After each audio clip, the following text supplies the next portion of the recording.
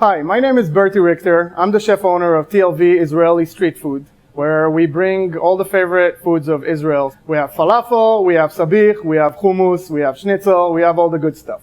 Today we're going to talk about how to make falafel at home. But before we start, I would like to thank you all for subscribing to our channel and helping us support our teams in these crazy times. Today I'm going to teach you how to make an Israeli-style green falafel. What makes it Israeli is not because we invented it, but because I'm an Israeli and I'm making it. So I'm making it the way that I like to eat it, and I like for you guys to try it. So the first ingredient that we'll need for a good falafel is our chickpeas. The biggest mistake that people make is that they think they can substitute canned chickpeas for dry ones. I don't recommend that because canned chickpeas are cooked very well, and they will just puree and disintegrate in the oil when you try to fry it.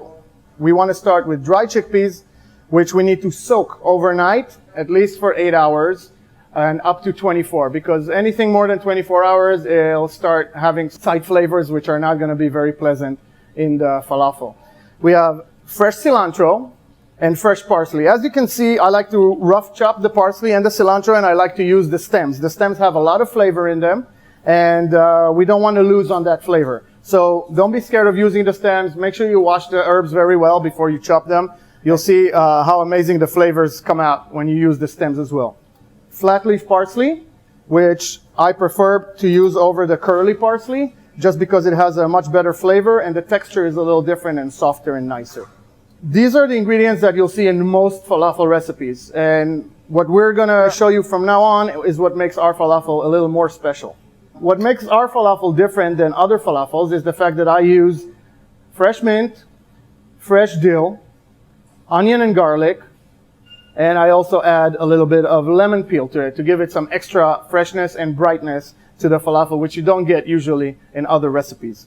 There's also falafel spice that I use, which for my recipe it includes cumin seeds, coriander seeds, and fennel seeds, and of course, salt. The equipment that you'll need to make falafel at home is some kind of a food processor. In our case, we have a RoboCoop that we use, but any other smaller device that you have at home that acts as a food processor or a chopper would do just fine. Before we start, every time I cook ethnic food at home, I like to play in the background the music that corresponds to that place where the food came from. That'll kind of set you in the mood and will make the food come out better if you're not too confident in your cooking abilities.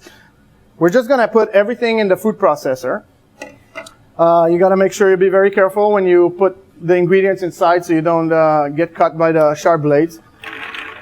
You want to start with the chickpeas and some of the onion and garlic, and give it a bit of a grind first before you add in the herbs. You don't want to puree it too much. You just want to have a coarse grind to it before you add all the herbs. Adding the parsley, the cilantro, and then we grind it a little more to make room for the rest of the ingredients. Once you get about half a grind like that, you can start adding a little bit more.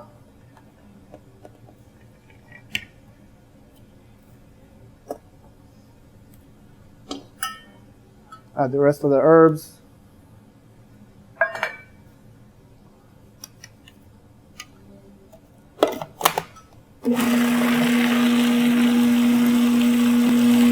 And we're going to let it work for a minute.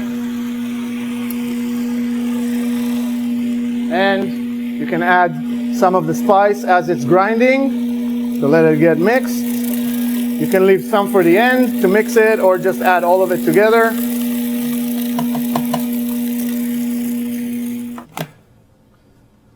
I'm going to use a spatula to move it around a little bit.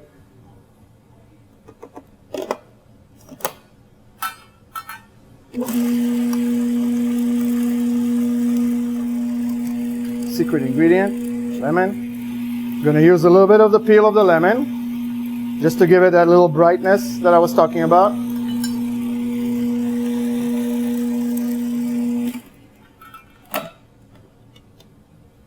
Again, I'm going to just scrape the sides a little bit so we can get everything nice and ground evenly.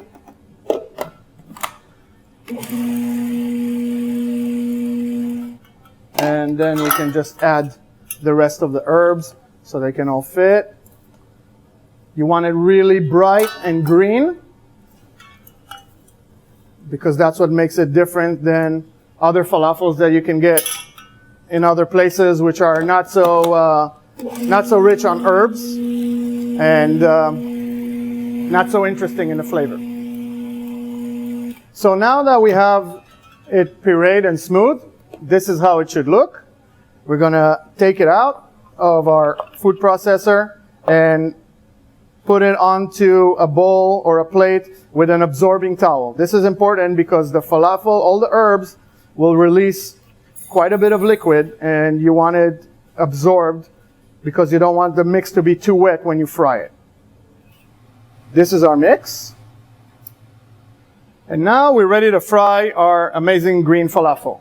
A few points about the oil that we're going to use. Do not use olive oil or sesame oil or other oils that have a very low burning point. You want frying oil of sorts, either vegetable oil, canola, soybean-based, or peanut.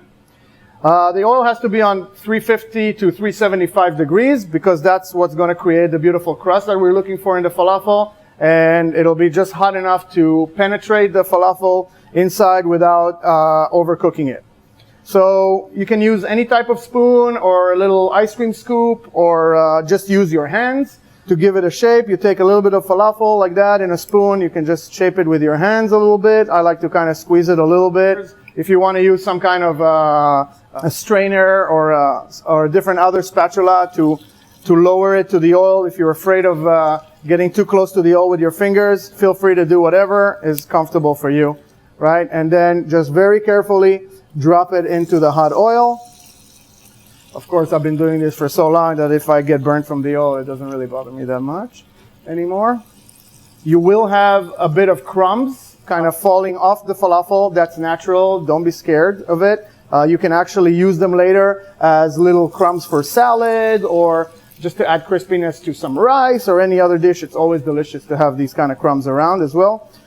Feel free to just shape them as you'd like. You know, make little oblongs, make little balls, make little triangles, make squares, whatever you feel like. However you like to eat your falafel. Here we go. You want to hear that beautiful, nice sizzle. And basically, you want the oil to be so bubbly that you cannot see the falafel balls that you dropped inside.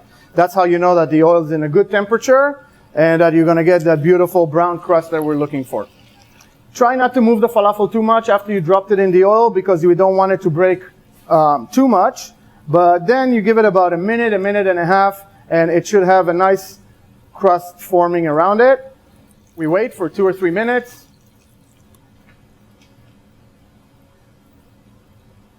And now this is our beautiful finished falafel. It goes straight from the oil onto a plate, again with an absorbing towel to absorb the excess oil. We don't want it too oily. And voila, we got our beautiful falafel. We want to have a beautiful, crisp brown outside. And when you crack them open, it should be beautiful, bright, and green. The oil will penetrate the falafel just enough to kind of moisten the inside. It doesn't have to be cooked through. You don't want to have brown or gray color on the inside. You want it to stay fresh and green and just warm enough and soft for you to eat. And the best way to eat the falafel is to dip it in tahini or tzatziki or other dipping sauce. And so delicious. And if you're wondering where you can get some delicious tahini or tzatziki or any of the Israeli condiments that go with this delicious food, you can go online at TLV-Austin or emmerrye.com. And we offer all these delicious ingredients at our grocery section. And for now, in these difficult times, we're working out of Emmer Rye, our sister restaurant, but we will definitely see you soon at the fairground.